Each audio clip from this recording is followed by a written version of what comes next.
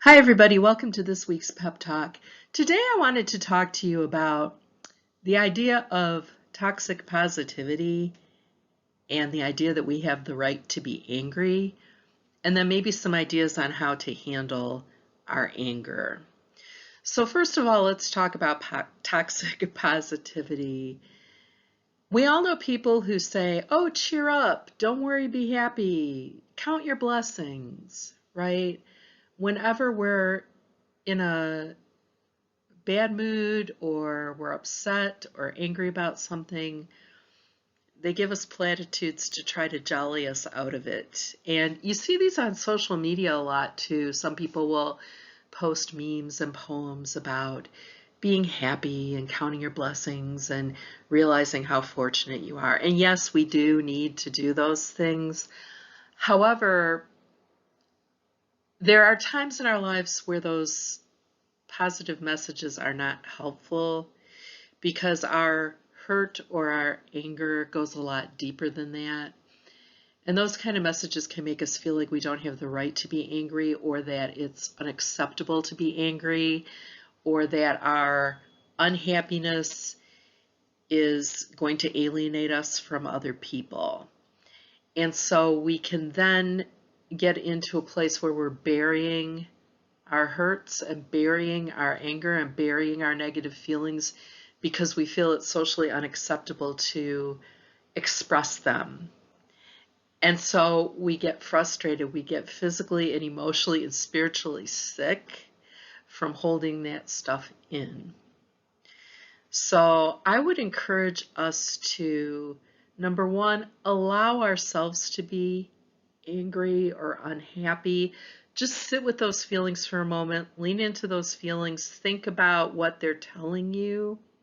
Whenever we feel unsettled in any part of our being, whether it's physical sickness, emotional unwellness, our mind, body, and spirit are trying to tell us something. They're trying to tell us something's wrong. They're trying to draw attention to something that's wrong.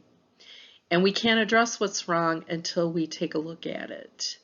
So when you're feeling angry or disappointed, rather than sweep that feeling under the rug or tell yourself you're not entitled to it, it can be useful to sit with it and examine it and say, this feeling is not going to last forever.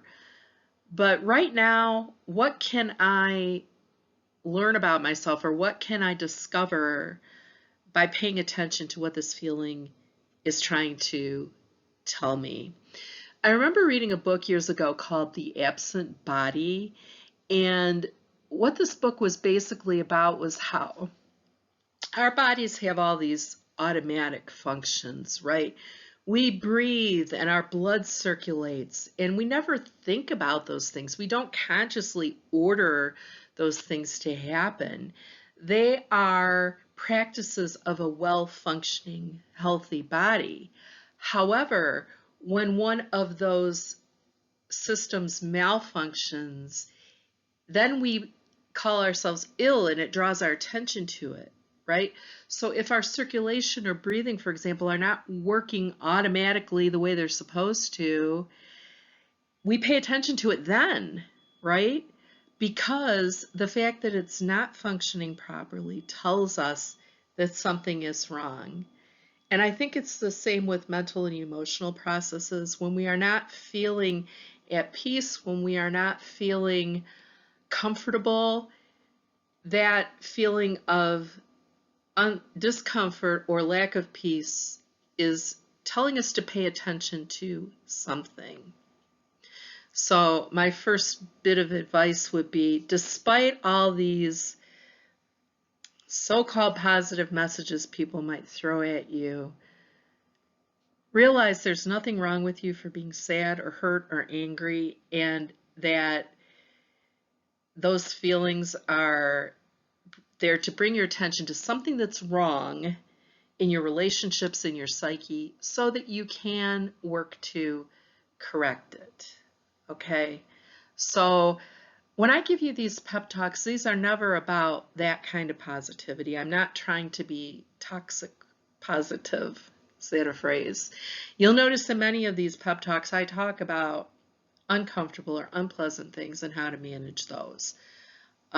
Because I'm trying to encourage you in a realistic way, okay?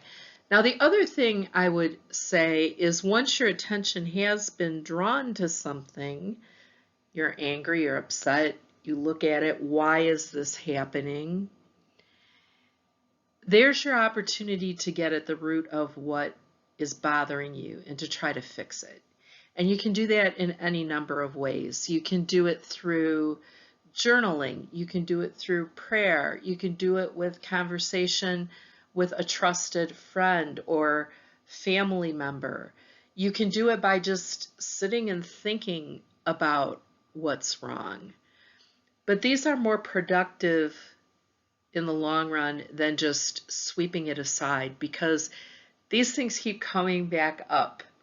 That's something that I've believed for a long time, that when negative stuff comes up to the surface, it percolates up and we just push it back down, it's going to bob up to the surface again and again until we deal with it. So to really examine these things in the moment is hard, but it's useful. For example, maybe you are angry with a parent and you tell yourself, well, I shouldn't be angry with my parent. I should love and honor my parent, and it's wrong to be angry with my parent. And you give yourself all these positive messages. They didn't mean it, or they can't help it, or I should put that aside and put a smile on my face. And what I'm telling you is you're not necessarily wrong to be angry. Your anger is an indication that something isn't right with your spirit, okay?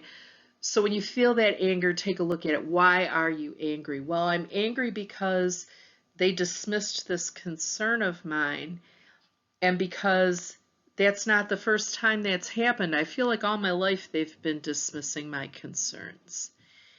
And now, okay, what am I going to do about it that will help me to feel better and help me to be less hurt about it if it happens again? Now, the solution might be to talk to that person at a time when you're feeling rational about how you feel your concerns are being dismissed. If that isn't a conversation that you feel you can have with that person, it might be a good time to reflect on the fact that the only person whose behavior we can really govern is our own. So ask yourself, okay, why does that hurt when I feel they dismiss my concerns? Well, I feel that as my parent, they should care about what concerns me. But I realize that they're a human being just like me, and they have their own concerns, and they may have no frame of reference for understanding what I'm concerned about, or the fact that I'm unhappy might agitate them because they don't know how to fix it, or they feel like I'm bringing them something to solve, and so they have to push it away. But that doesn't mean I'm not entitled to feel this way. It doesn't mean they don't love me.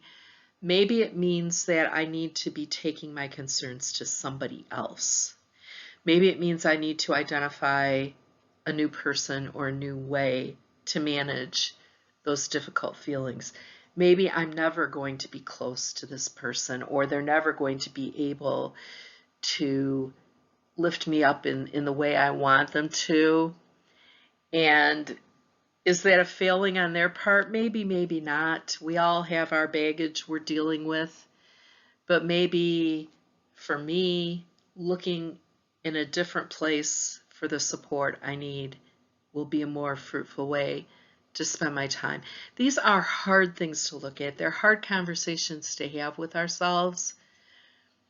But the bottom line here is that when you're upset or angry or unhappy or confused, you're entitled to feel that way. Don't let anybody else tell you you have to suppress it or ignore it, because sitting with it and examining it is the only way you're going to get past it. And sitting with it and examining it is the only way you're going to understand yourself better, because these feelings are pointing at something for you.